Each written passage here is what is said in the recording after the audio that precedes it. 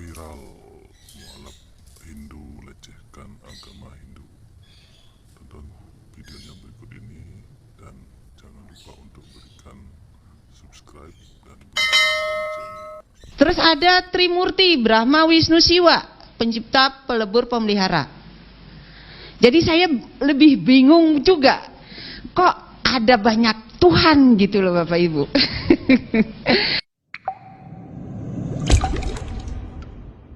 Bismillahirrahmanirrahim. Baik Bapak Ibu, kenapa saya masuk Islam? Ya, saya dari masih mungkin 5 tahun, berapa umur saya dulu digendong bapak saya naik di Sungi di sini. Saya diajak nonton bola ke alun-alun namanya. Di situ ada orang meninggal. Orang meninggal itu diaben, dibakar dan sebagainya. Dan saya udah ketakutan duluan. Kalau setiap saya ngelihat orang mati, saya merinding dan bisa sakit panas dingin gitu. Nah dari situ saya sudah bercita-cita, tidak ngerti apakah agama saya doang. Saya tidak ngerti agama yang lain gitu. Akhirnya saya mencari tahu, kebetulan saya saudara 11 orang Bapak Ibu. Saya yang nomor 11, kesebelasan. Ya. Jadi beragam itu, ada tentara, ada guru, ada semua kerja. Sampai saya kerja, guru dan bisnis juga. Kalau di Bali itu harus serabutan Bapak Ibu kerjanya, karena kita menerima tamu, kreativitas luar biasa. Jadi di situ saya berpikir, saya punya kakak guru agama Hindu, kepala sekolah lagi. Setiap di kelas jangan bertanya ya, selalu saya ditekan. Kenapa nggak boleh bertanya? Ya kita kan harus bertanya, agama ini ada Siddhartha Gautama, agama ini ada nabi, ada agami, ada nabi. Itu kan pelajaran agama, boleh dong nanya. Di rumah saya tanya, macam-macam pertanyaannya, pasti nggak pernah dijawab pertanyaan saya.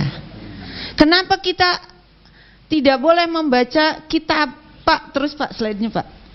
Kenapa kita tidak boleh membaca kitab suci Weda? Di situ ada Yajurweda, Atharva Weda, ada 4 ya Bapak Ibu. Terus ada Trimurti, Brahma, Wisnu, Siwa, pencipta, pelebur, pemelihara. Jadi saya lebih bingung juga, kok ada banyak Tuhan gitu loh Bapak Ibu. Nah yang paling saya takutkan, kok ada ngaben kita dibakar. Siapa pencipta kita? Saya selalu bertanya, ini kita kasih otak, siapa yang menciptakan otak kita gitu loh. Padahal kita bisa berpikir dengan normal gitu. Itu masih kecil, saya SD itu saya bertanya seperti itu. Kalau begitu ada kehidupan di kemudian hari, saya bilang gitu. Tidaklah, kata kakak saya, itu mah sebagai casing aja katanya, dibakar ya dibakar seperti burung sangkar, tempat burungnya dibakar ya itunya terbang ke atas, kayak cerita anak kecil didongengin saya, ya selalu begitu.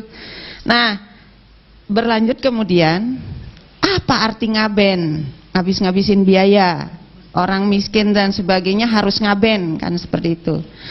Jadinya kalau dipikir, kok orang India nggak pakai sajenan, orang Bali libet pakai sajenan.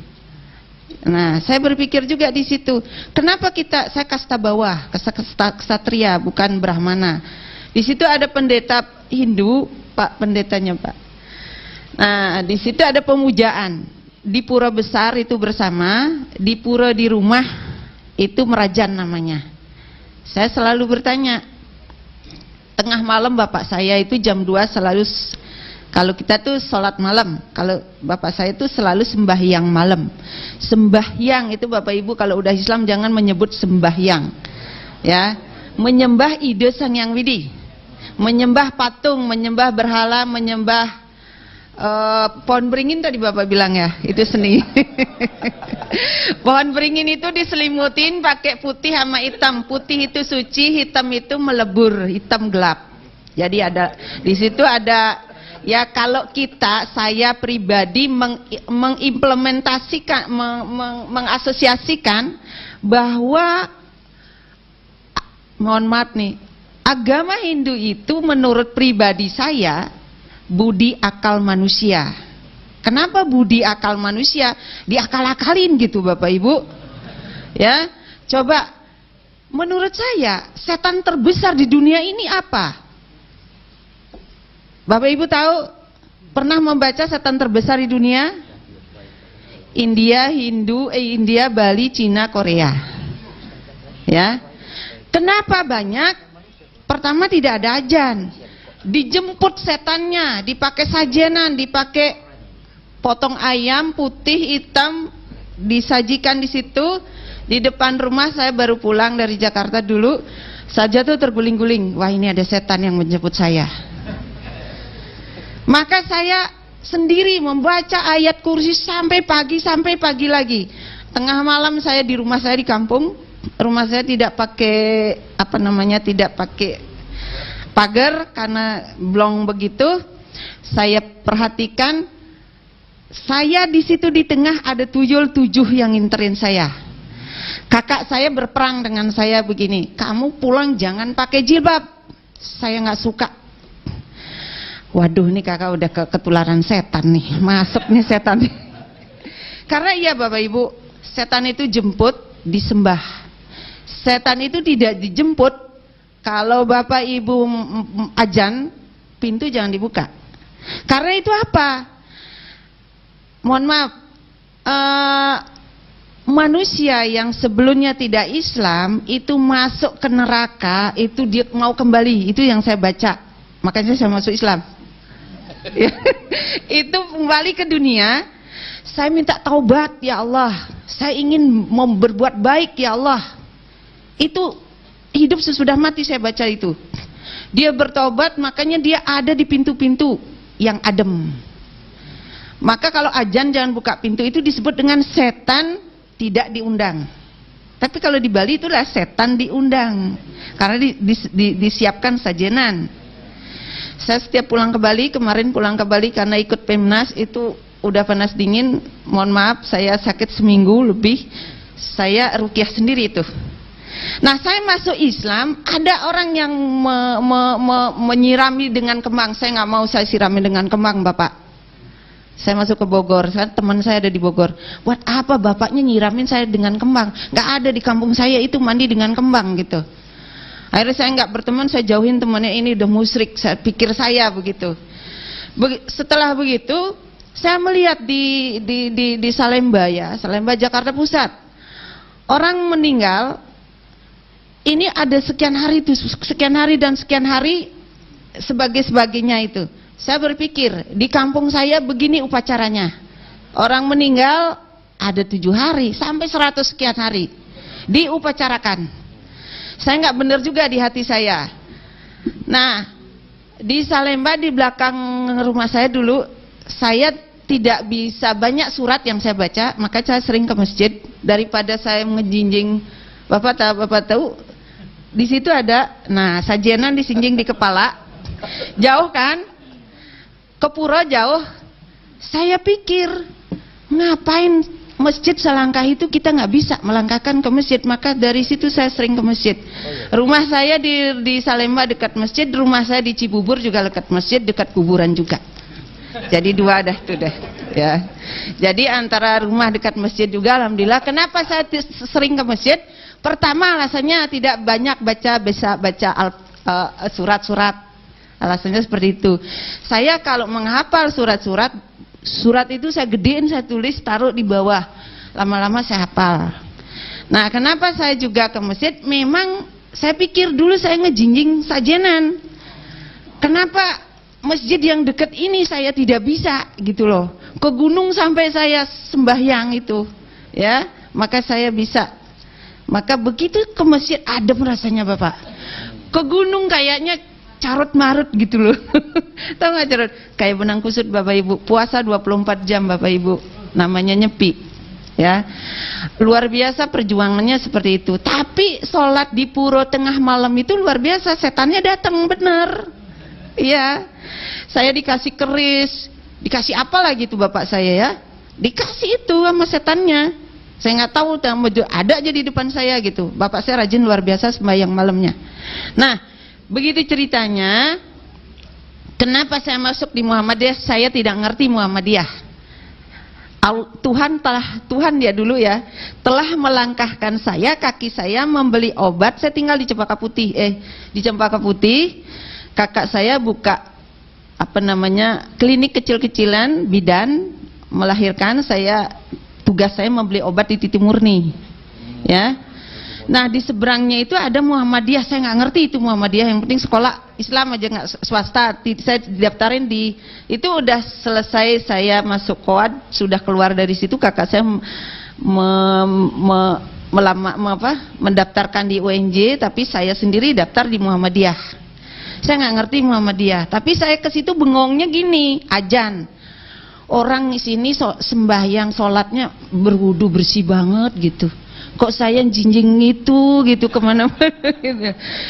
Saya mikir di situ, bagaimana orang nanti setelah mati gitu, Pak, yang tadi bakar mayat Pak, ya, ngaben Pak.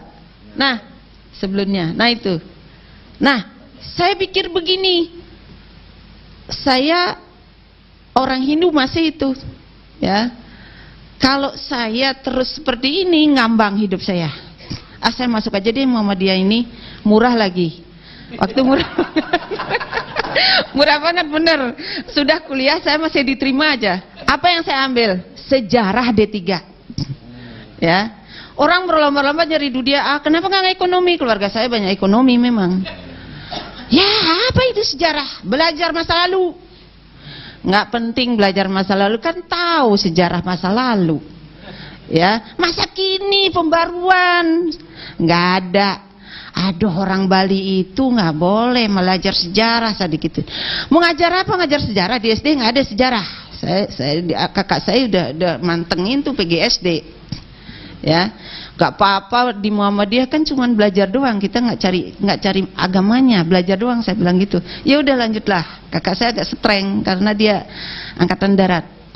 Nah, setelah berlanjut kuliah, di situ saya bengong setiap maghrib, saya bengong lihat orang berwudu di depan Masjid Muhammadiyah Kramat, Salemba. Setelah itu saya masuk ke perpustakaan, baca-baca buku silsilah agama Islam, silsilah Nabi dan sebagainya. Semakin saya membaca, hati saya semakin bergetar. Nah, begitu saya sembahyang malam, ini lanjut cerita ya Pak, terlalu panjang, nanti cerita saya panjang banget ya. Kakak saya yang pertama itu rajin juga sholat malam, sembahyang malamnya. Pakai dupa Bapak Ibu, pakai dupa, tahu kan dupa? Ya, sama mungkin kalau orang Buddha ya Pak ya, pakai dupa. Nah, kakak saya sembahyang di depan. Ya Tuhan, saya masih bingung, belum menemukan. Saya nanya ke sini nggak ada yang jawab saya. Saya nanya ke sini nggak ada jawab saya. Berikan saya yang terbaik ya Tuhan. Hidup matiku Engkau yang menciptakan. Otak saya ini siapa kok saya bisa cerdas gitu loh. Itu yang pertanyaan saya. Saya bertanya kepada Tuhan saja. Saya diajakin sembahyang, maka kakak saya berikan saya petunjuk. Saya paksa Tuhan saya, berikan saya petunjuk. Saya nggak mau galau seperti ini. Bukannya galau bahasanya ya, bingung. Ya. Setiap Sabtu Minggu saya ke Ramangun. Ramangun itu ngajar nari, ya, ngajar nari Bali dan sebagainya. Tapi begitu saya meyakinkan itu, tari Bali saya tinggalkan semua, saya tinggalkan. Saya aktif di saya aktif di Pemuda Islam, ya. Terus saya aktif membaca, saya aktif setiap aktif itu saya bilang bikin tugas dengan teman. Padahal saya nggak mau ke Ramangun lagi gitu maksud saya. Nah, berlanjut seperti itu, tengah malam itu kakak saya di depan saya minta diajarin sholat. Tadinya memang praktek sholat, waktu itu saya udah kuliah, praktek sholat waktu itu di kampus. Guru saya, dosen saya itu waktu itu Pak Jamasari, ya. Praktek sholat saya. Nah, saya dipikir saya mimpi praktek sholat itu, kok kakak saya masih begini di depan. Lah, salah saya. Waduh, saya kok begini-begini tadi gitu. Maksudnya apa ya? Saya bengong aja Bapak Ibu. Saya yakin Tuhan, Engkau tadi berikan petunjuk saya. Saya ngomong biasa. Kalau memang ini petunjuknya, hari ini dan seterusnya saya akan melakukan apa gerakan tadi itu, saya nggak ngerti ya. Udah besoknya kayaknya udah full deh, saya kesono condongnya sholat itu, saya nggak ngerti sholat juga ya. Pokoknya ikutin, maka dari itu saya sering aja ke masjid. Masjid mana saya ini, karena ngikutin surat-suratnya itu, saya nggak hafal gitu loh. Awalnya dari situ, karena di Cempaka Putih itu rumah saya, di sini rumah, di sana masjid juga, deket banget. Begitu saya jam 4 bangun nyapu got sampai ujung, saya masuk ke masjid, karena nggak punya mukena juga waktu itu, ya. Mukena nggak punya di rumah, apalagi sejadah, anjing ada di rumah, kan nggak boleh. Ya gitu. Nah, ngumpet-ngumpet saya sholat. Saya mikir, gimana sholat duhur dan asar ini di rumah? Bingung saya. Kakak ada, kakak ipar, kakak saya nggak ada. Nah, saya mikir, fotokopi ijazah SMA saya ke depan. Ketemu Pak Putu namanya dari Surabaya. Ngomong Bali dia, kerja sama Bapak. Ngomong gitu, kamu dari mana? Dia tahu dia saya orang Bali, kerja dengan Bapak. Kerja apaan Pak? Bapak kerja di pabrik sini. Ya boleh Pak. Saya jurusnya sejarah loh Pak, nggak ekonomi. nggak masa kini jurusan saya nggak tahu apa-apa. Ya udah nanti belajar. Itu perjalanan Allah. Karena sumpah saya kepada Allah gini, ya Tuhan, saya ini sudah bercebur basah. Mohon petunjukmu. Kun payakun, saya bilang gitu. Kun payakun itu dari mana dapatnya, saya nguping gitu Pak. Nggak ngerti kun payakun itu apa ya. Terus satu lagi saya dengar lagi ceramah di masjid, kalau orang hijrah itu mendingan keluar dari pulaumu biar aman katanya gitu. Oh iya bener juga, masa saya nggak pulang-pulang, saya pikir begitu. Saya masih ada orang tua waktu itu, saya pulang setahun sekali. Yang singkat kata, yang saya takutkan reinkarnasi Pak. Yang saya takutkan, Hindu itu adalah reinkarnasinya, bukan manusianya.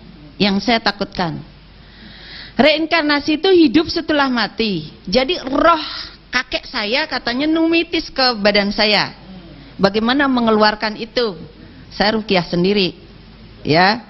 Jadi mengeluarkan itu luar biasa. Keluarnya itu di Arab Pak.